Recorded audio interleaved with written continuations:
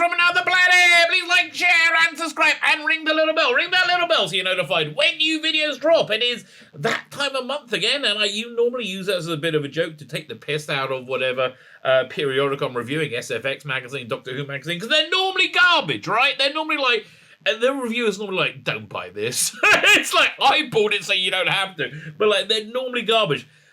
Fuck at me with a fish fork, and please don't do that.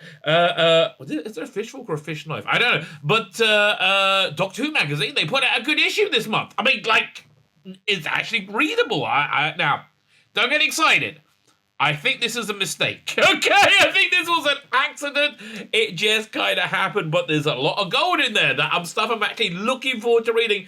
It's been many years. I would say, I was going to say a long time. Many years since I've actually looked forward to reading anything in Doctor Who magazine. We're going to look through it now. We're going to, it's your virtual thumb through at W.H. Smith's. And so you can see if this is something that you want to spend your money on.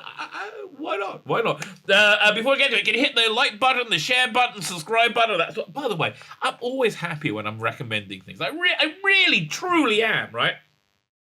So hit the like button, hit the share button, hit the subscribe button. If you're on Rumble, hit the Rumble button, which is a teeny tiny little plus thing. You should make that look cooler is all I'm saying. Like, share, subscribe, comment. Comment's a big one.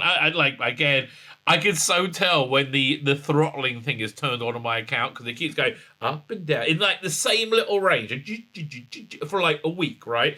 And then for, I don't know, a few hours a week, they turn it off and then my subs go blah, crazy. So if you're subscribed, make sure you're still subscribed. If you're not subscribed, you consider subscribing. That'd be great here and on Rumble, wherever you may be. Like, share, comment, and the algorithm likes comments. And sign up to my Substack. Please sign up to my Substack. It's free. And I'm trying to make it awesome, right? It's free. I'm trying to make it awesome. I have a paid one as well, which I'm trying to make awesomer. So go check that out. Lots of good comic stuff in there. When I can get more content on there, I will get more content on there. I just need more time in the day. Fine. Let's have a look at Doctor Who magazine. Firstly, I'm using this browser, Brave, which I quite like. Right? It's much quicker than Safari. I use a Mac. And I found Chrome really just gums up my system, like really slow. So anyway, this is reading quite nicely on Brave. I have to say, it's a bit of a recommend. Nice big Colin cover. Listen, Colin stories of late on Big Finish have not been good, right? They've been universally not good. So the announcement in this about a new Colin series, I'm a bit on the fence about. I still can't really decide. I think I might go for it. I'm not sure. But okay, a good Colin cover.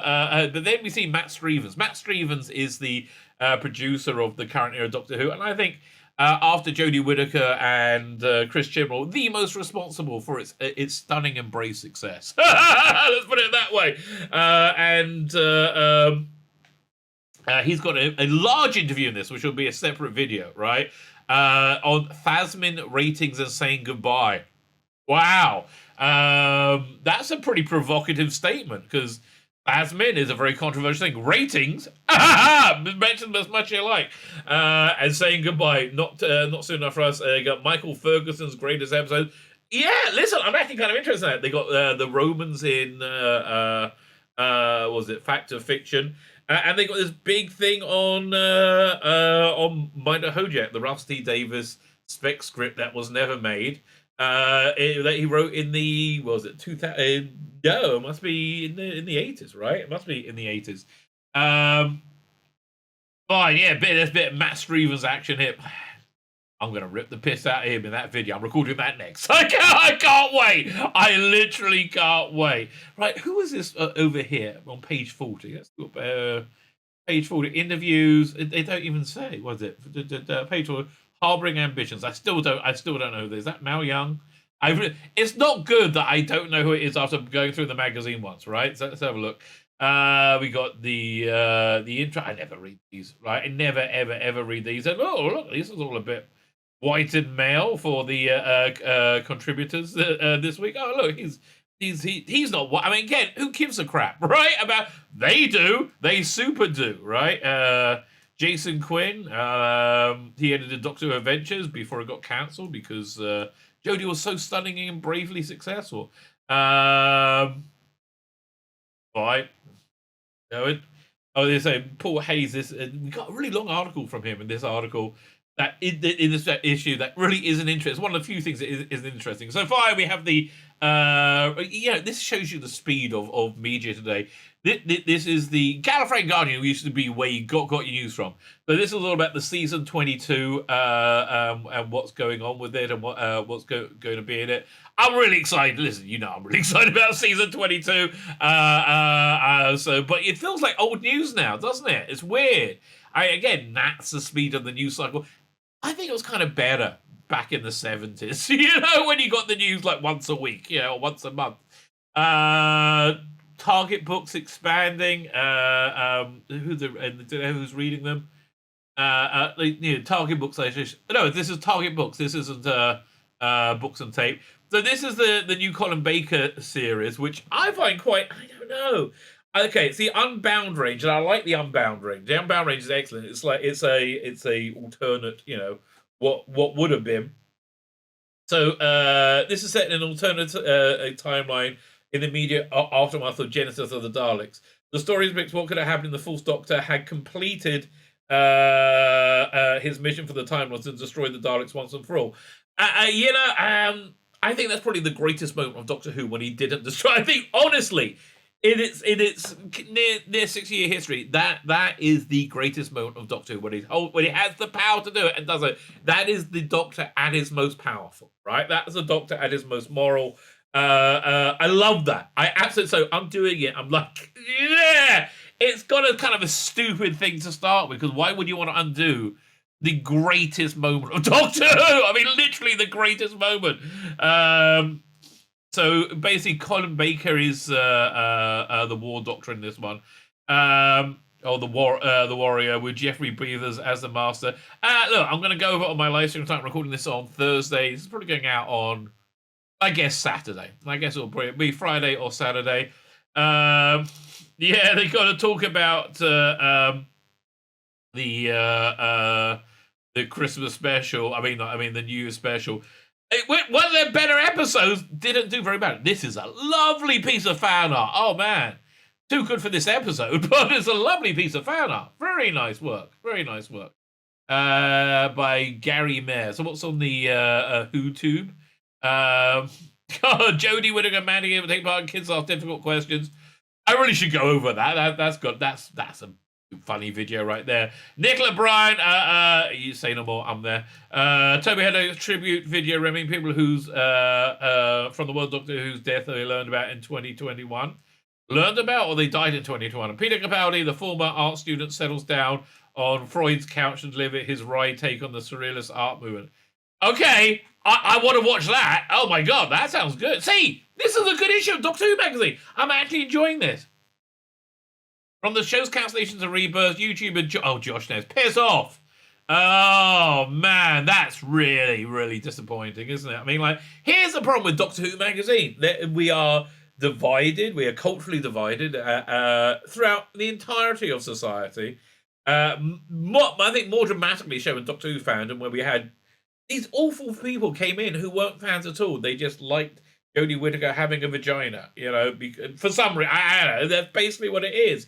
And they hated anybody who went, oh, this isn't very good, right? I don't know Josh Nez, but I think he's very much of the camp of the toxic fan camp, right? If they have both sides, like, they should have had a Nerdrotic on, or me, right? Or no, from TARDIS, anyone. I mean, like, have both sides on.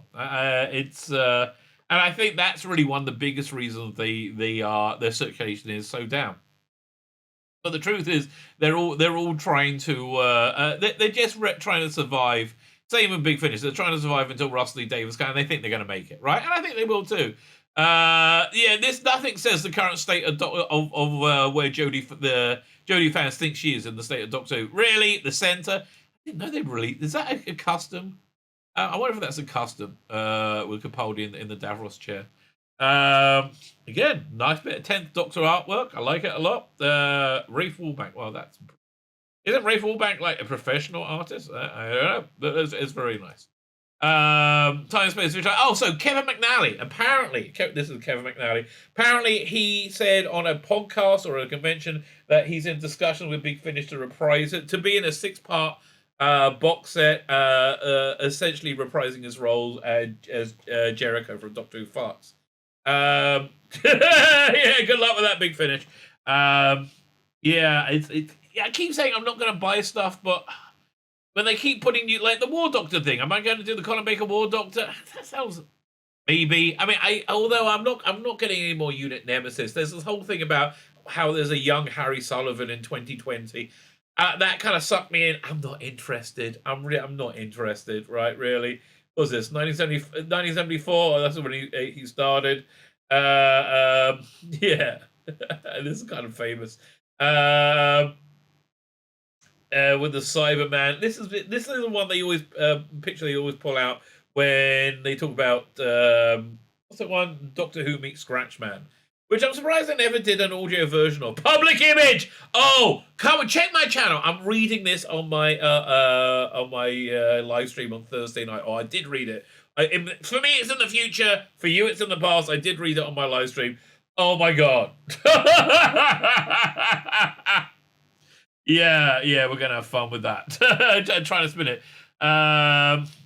This is quite. I said this was quite good. I've listened to the first story. I'm still only a little bit into the second story. It's not engaged me at all. But better than most their fare right now.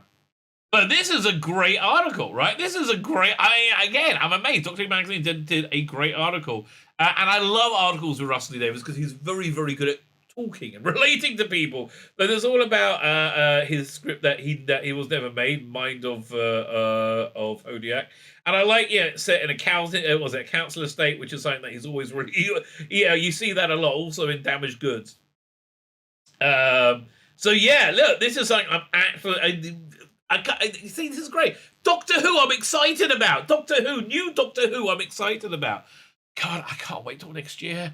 I really like Doctor Who. I can't wait for it to be good again. Even if it's not what I expect it to be, I can't wait for it to be good again. A good coat for audio. They don't look very socially distant, but again, I do like they got this like housing estate kind of feel to it, right? So there just seems to be. There's lots and lots and lots of women in every Doctor Who Big Finish they do now. It's getting kind of weird. I mean, can they just go back to a normative balance of the sexes?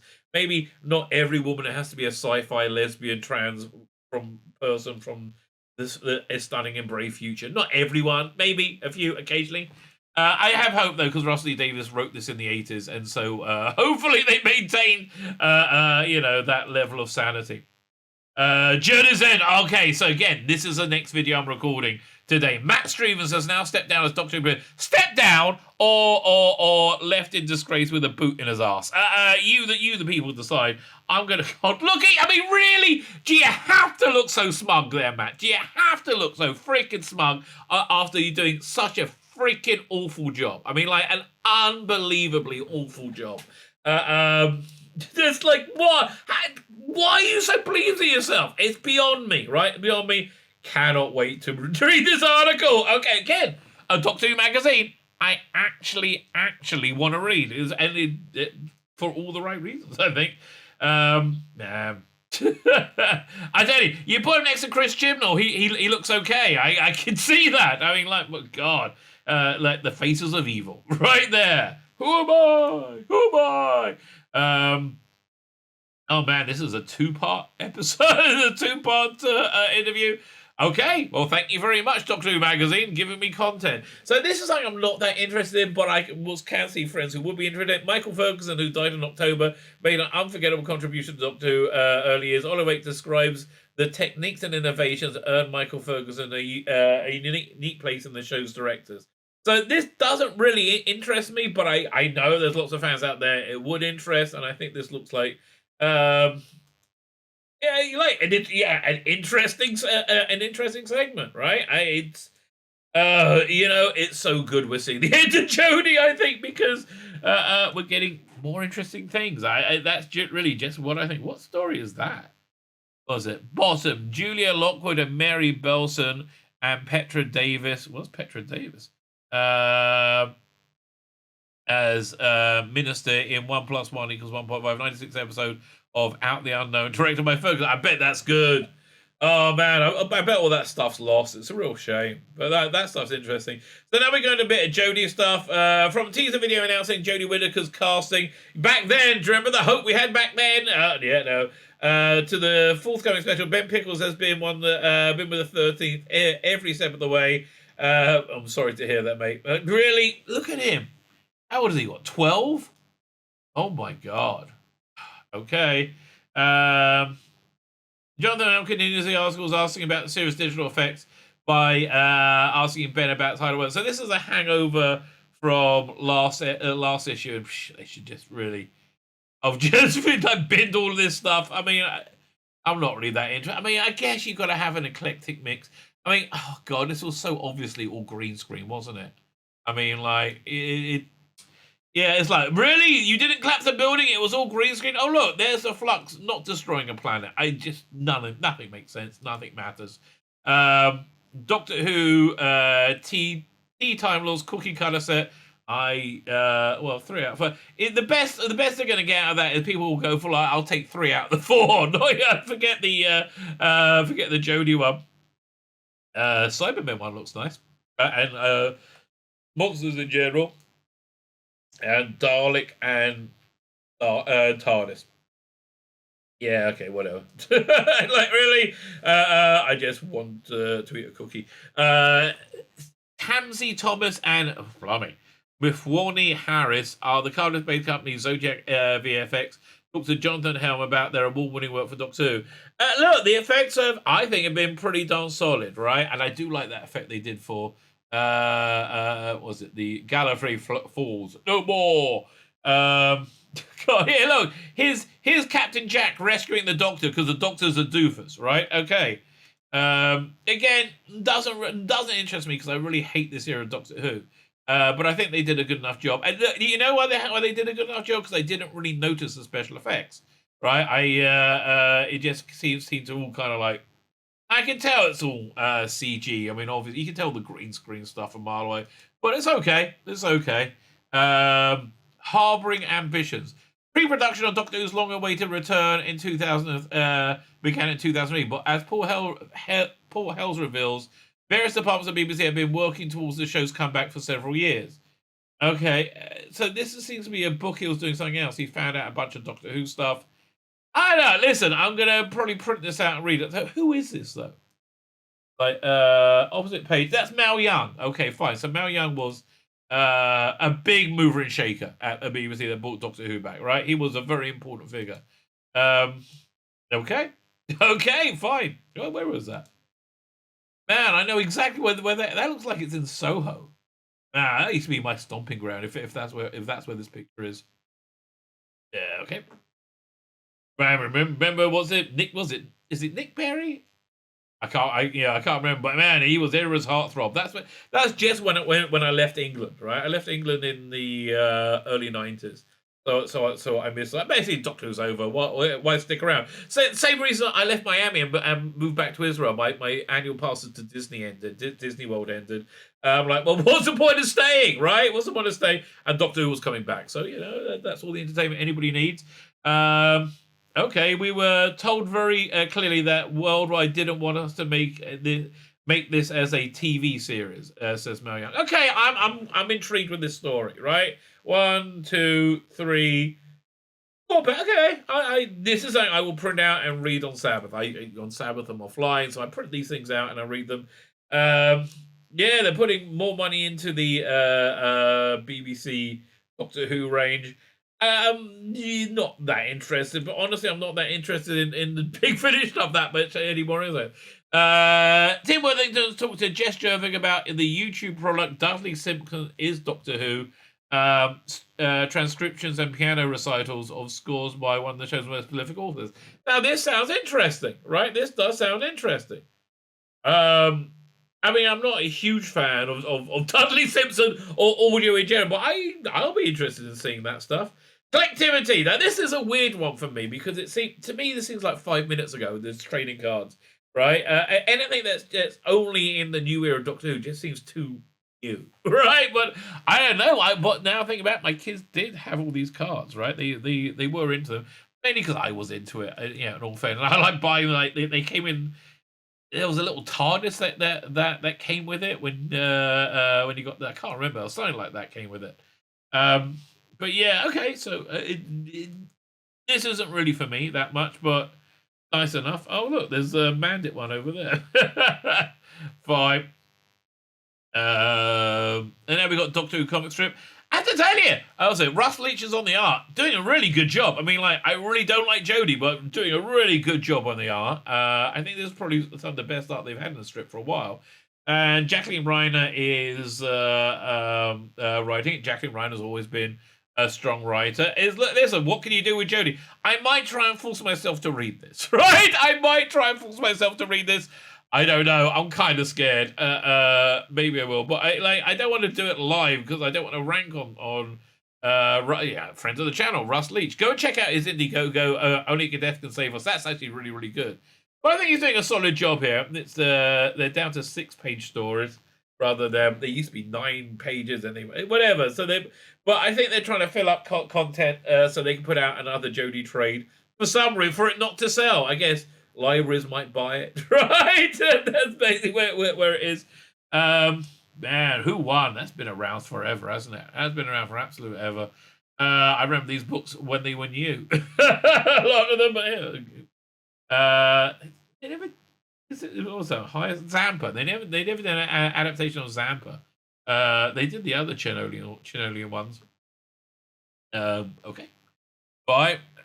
The Romans, Fact or Fiction Romans. I love the Romans. Romans is a great story. If you've never seen it, I really recommend it. It's fun, it's frothy, it's light, it's educational, it's silly, great performances. I really love the Romans, right? I would say forgotten gem, but something that people don't really focus on that well. But the Romans is just a great educational story, right? Great educational story. And I also kind of like it because where is it? Best Doctor Who being made right now, season 13, right? Season 13 is going out as a book on tape every week with each chapter. I think it's only got a week or so to go now. It's really good. It's free. It's on YouTube. If it's in the video notes, go check it out. If not, look up Dr. Alex. But he mentioned the Romans in the episode, was it last week?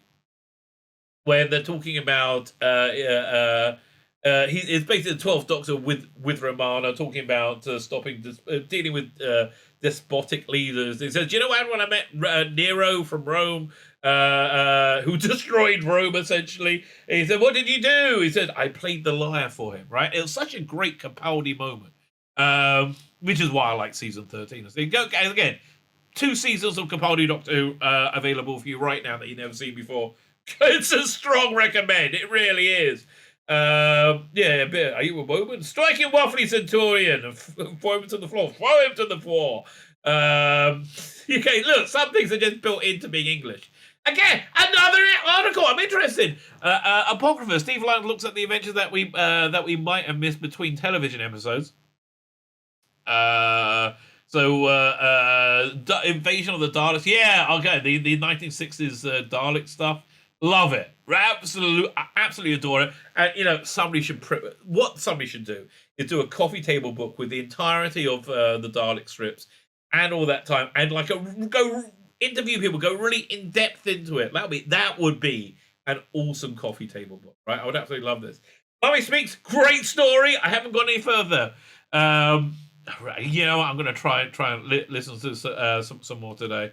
But generally speaking, it's really good, right? It's really, really fun. Peladon, I did not get. Peladon, by the way, has David Tennant in it as a cameo. There seems a few things going on.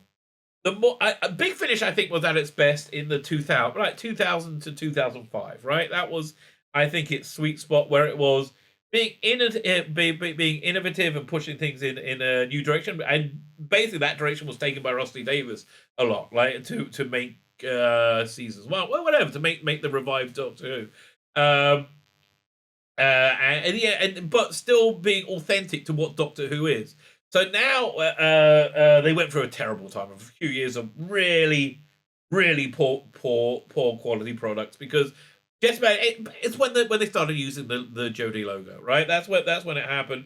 Because there was a big push to get non-white male writers.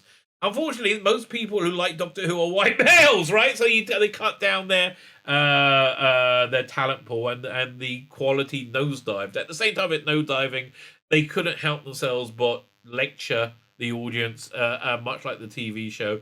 So they're trying to come out of that nosedive now. And they're trying to do that by really trying hard not to lecture you and only doing it a little bit, right? And making you buy things by stuffing in loads and loads of member bearers, which, like, let's be fair, come on, that's what this is. So it seems to me that it's going to be a bit lectury, because Peloton was always a bit like, and the trailer is, oh, we embrace science, which whenever they say that is code words to say we hate anybody who believes in God, right? And just wherever you are theologically in life, right? Whatever your belief is, if you think anybody doesn't take a leap of faith to believe in what they believe, you're being a fool. You're being absolute. If you're an atheist, you believe in matter spontaneously creating itself into highly complex systems, right? It just seems silly to me. But okay, if you want to believe it, you want to believe it. But everybody has to make a leap of faith. But people who don't like religion tend to think that they don't, right? And that's the obnoxious attitude I had coming out from the trailer. And also stuff with member bearers, I'm not that interested. So you're not winning me over with this. War Doctor, however, they're much more scared of. They're much more scared of alienating people, because they don't have John Hurt in it. It's just on the strength of the stories. And the stories, generally speaking, are pretty darn good with them, right? But why on earth? Cosplay him as a war bloody Doctor. What's wrong with you? Do the same with Tim Treloar. You know how unpopular the 2022 yearbook is? You know how unpopular this was? I couldn't even find it on any illegal download site, right? I would have to buy it to review it. I could like nobody's even pirating it. That's how deeply unpopular it is. It blows my mind. Time of the Rani. Did I read that book? I think I might have done in the day. Great Alistair Pearson cover. I mean, love the cover. Let me see if I can. Now it's really not let me do it. 1 second. If I go back, forward, zoom, down, and I have to tell you, the Kate O'Mara Mel did the trick for me. I was paying close attention. Fine. I don't think I will get that. London 1965, read by Julian Glover. I guess William Russell must be retired now, right? He's not. I loved his First Doctor, right? They're casting a new First Doctor with Big Finish. They're going to keep with Dave Bradley, but they're also going to cast a new.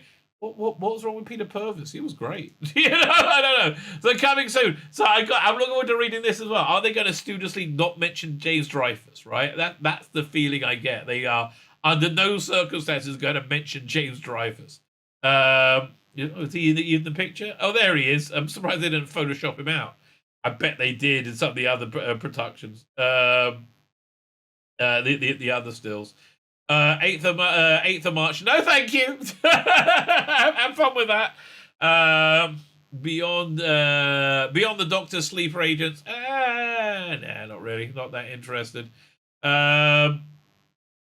When is my Hodiak coming out? Big Finish. Hello. See, this is the homepage for the new browser. I quite like it. I mean, it moves at a nice pace as well. What's new? Is it this month or next month? This must be this March. I think. There you go. Might hold you in March. Okay, fine. I'll do more of a preview when we get close to it. This kind of stuff is kind of good. Sufficient data. Infographic by Ben Morris, Simon Gurrier. Yeah, they're kind of fun. These are indeed kind of fun. And then next month, issue 575, $6.99 they're charged. Bloody hell, $6.99. That's a lot of money. That's a lot of money for that, right? That's absolutely a lot of money. Okay. Sequence from production files of 1980s Doctor Who. Yeah, I heard they had, who was it? The secretary of the office, I can't remember her name, Kate something or other. That's actually going to be fascinating, I think. Maybe, or might be boring as hell, who knows. William Space on the studio floor of 96. Oh god, is that another one where they're recreating the sets? That's just boring, right? That is just boring. Small World collecting Doctor Who figurines. That's not a figurine, that's like incredibly, yeah. That's an incredibly expensive 12-inch action figure. Waters of Mars, Fact on Fiction, Bovius one. I like Water of Mars.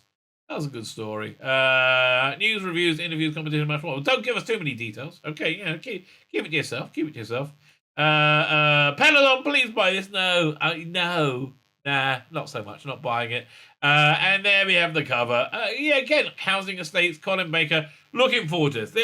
This is, for me, the Doctor Who I'm looking forward to most right now. As that and Dr. Alex's season 13, which comes to an end, I think next week. This week's the penultimate episode. Next week's the final episode. So there we go. Doctor Who magazine for this month.